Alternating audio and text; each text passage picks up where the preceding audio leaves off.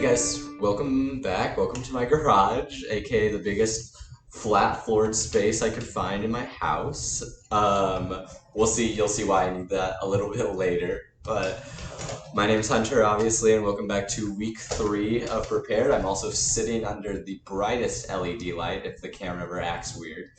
Um, but welcome back. We're on week 3 of Prepared, and the idea behind Prepared is we look at characters in the Bible and how God prepared them for what he had in store for them and how their stories kind of relate to us. And week 1, we talked about David and how God uses David's past talents to prepare him for the future.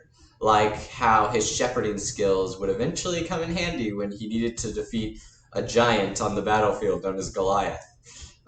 Week 2, we looked at the Saul to Paul story and how Saul had a lot of things going for him. He thought he was faithful to God, but not quite. He was still persecuting Christians. He was Jewish, but he was still persecuting Christians. So he wasn't really following God. He thought he was, but God needed to get his attention to prepare him for his next step. So he took something away from Saul, his eyesight, in order to make sure he could really see the truth. So God took something away in order to prepare Saul for the future he wanted from him. And so, without further ado, let's step into week 3's character, which is Joshua. Joshua is a really interesting character to me. He is Moses' assistant in the Old Testament. He is Moses' assistant when he's leading the Israelites. And we don't know a ton about Joshua pre-taking over for Moses, which he eventually does, spoiler alert. He eventually takes over as leader of the Israelites from Moses. But we don't know a ton about pre-that or what before that really looks like.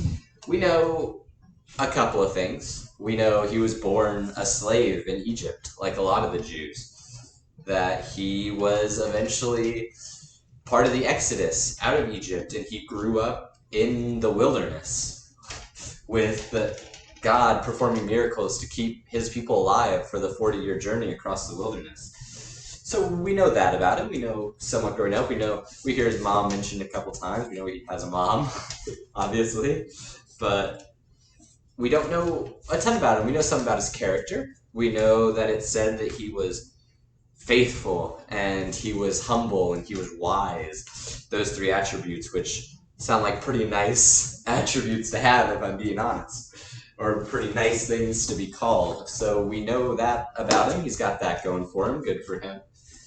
A couple other things. We know that he eventually will take over. But he doesn't, unlike David, who eventually takes over as king of Israel, he doesn't have a moment where God just anoints him as king. He doesn't necessarily have that moment. He doesn't know when he's going to take over until Moses comes down from the mountain the final time and says, all the old generation will have to stay and all the new generation gets to go into the promised land. He doesn't know when that time was going to come. Unlike David, who didn't know, but he knew one day it was going to happen and he could feel it getting closer. He wasn't just anointed leader. Or like Saul, he didn't have a moment where his eyes were just awoken and all of a sudden he was aware of what the right path was. He was just Moses' assistant that one day took over when the old generation needed to stay behind and the new generation needed to move forward. So, if he didn't have this big eye-opening eclipse moment, how did he get there? I mean, he witnessed a lot of miracles. He was part of the Israelites in their journey across the desert. There were tons of miracles that happened in that generation. But none that happened specifically to him. None that reached out and touched him directly, or specifically, I guess I should say. So he was just along for the ride. So what prepared him for his purpose, for his journey? And I can say that the thing I believe prepared Joshua the most, the miracles I'm sure helped in seeing God provide, but it's being surrounded by godly people to lead him along the way. I mean, he was Moses' assistant. Like, talk about a godly person to lead you. Someone who talks to God regularly on Mount Sinai is a pretty good option. But yeah, we know that Joseph was surrounded by godly people. So even though God didn't necessarily reach out and touch him directly, we know that he was around God in the sense that he was around godly people a lot, and he was touched by godly people a lot. So how does this look for us? What kind of godly people are you surrounding yourself with? Is it people that are making you better? Are the people who are willing to invest in you, in your future, to help you get ready for your future? I mean, I can only imagine all the stuff that Joshua learned from Moses in preparing for his future and taking over one day. So who do you have investing in you? I mean, Joshua was surrounded, I'm going to use these wooden blocks now. If you'll notice, my domino chain of books here is a little broken up. There's something needed to fill these gaps and move along the way. And for Joshua, that was probably a lot the people around him. And that's what I see a lot today in people.